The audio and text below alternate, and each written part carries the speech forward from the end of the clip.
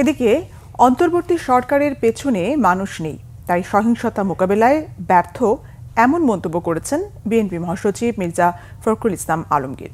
বলেন, সহিংসতার সঠিক বিচার করতে না পারলে তার জবাবদিহিতা বর্তমান সরকারকে করতে হবে। এ সময় দলের সিনিয়র যুগ্ম মহাসচিব রুহুল কবির রিজভী বলেন, সব ঘটনা রাজনৈতিক চরিত্র নয়। মিটফোর্ডে প্রকাশ্যে দীর্ঘ সময় ধরে চলা সহিংসতায় প্রশাসন কেন চুপ ছিল প্রশ্ন তার। রিপোর্ট ফররুক বাবুর। জুলাই আন্দোলনে শহীদ পরিবার ও আহতদের সাথে ছাত্রদল মতবিনিময় সভার আয়োজন করে। রাজধানীর একটি হোটেলে সভার আয়োজন করা হয়। অনুষ্ঠানে প্রধান অতিথির বক্তব্য দেন বিএনপির ভারপ্রাপ্ত চেয়ারম্যান তারেক রহমান। জুলাই আন্দোলনের শহীদ পরিবারের সদস্যরা এ সময় ক্ষোভ প্রকাশ করেন। তারা জানান, অন্তর্বর্তী সরকারের পক্ষ থেকে তাদের কোনো ধরনের সহায়তা করা হচ্ছে না। এই খুনি হাসিনার শহীদরা ঘুরতেছে, তাদেরকে এখনো কোনো বিচারের আওতা আনাই হয় নাই। বাংলাদেশের বুকে যেন আওয়ামী লীগ নামে কোনো সংগঠন যেন থাকতে না পারে, এটা যেন নিষিদ্ধ হয়। বিচার তারপরে আমাদের একটাই প্রাণের দাবি, আওয়ামী লীগ যেন কোনো মতেই মাথা ছাড়া দিয়ে না উঠতে পারে। জুলাই বিপ্লবে শহীদ পরিবারের সদস্যদের প্রতি অন্তর্বর্তী সরকারের উদাসীনতার সমালোচনা করেন বিএনপি নেতারা। দলটির মহাসচিব মির্জা ফখরুল ইসলাম আলমগীর বলেন, আহতদের পরিপূর্ণ চিকিৎসা সরকারকে করতে হবে।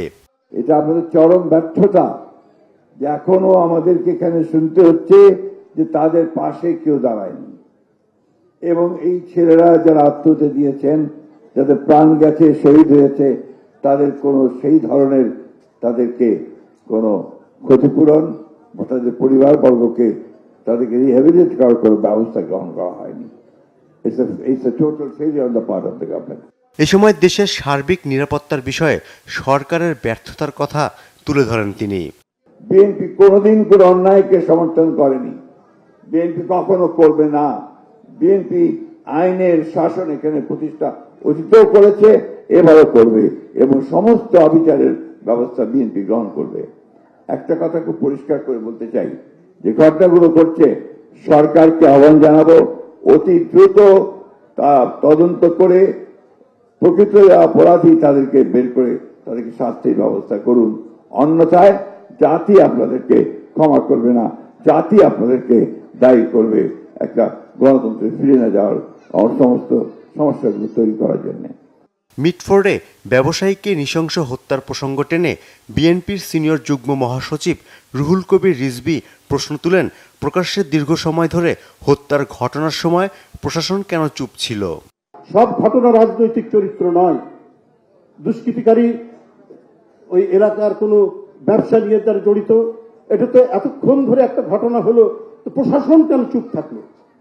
প্রশাসনের লোকরা জানতে পারে না এত টেকনোলজি উন্নত হয়েছে, এত কিছু বিষয় হয়েছে, তো চট করে সেখানে প্রশাসনের লোক, পুলিশ, র্যাব সেখানে আসতে পারলো না? এইরকম নানা মাস্টার প্ল্যান কিন্তু ঘটতে থাকবে। আমাদেরকে সতর্ক থাকতে হবে, কোন ধরনের বিভ্রান্তির মধ্যে যাওয়া যাবে না। রাষ্ট্রের অনেক গভীরে অনেক ধরনের পরিকল্পনা থাকতে পারে।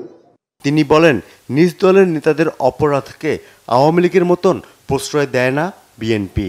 প্রশাসন নীরব থাকলে বিএনপি নিজে বাদী হয়ে কর্মীদের বিরুদ্ধে মামলা করে বলেও জানান রুহুল কবির রিজভী। ফররুক বাবু, বাংলা ভিশন, ঢাকা।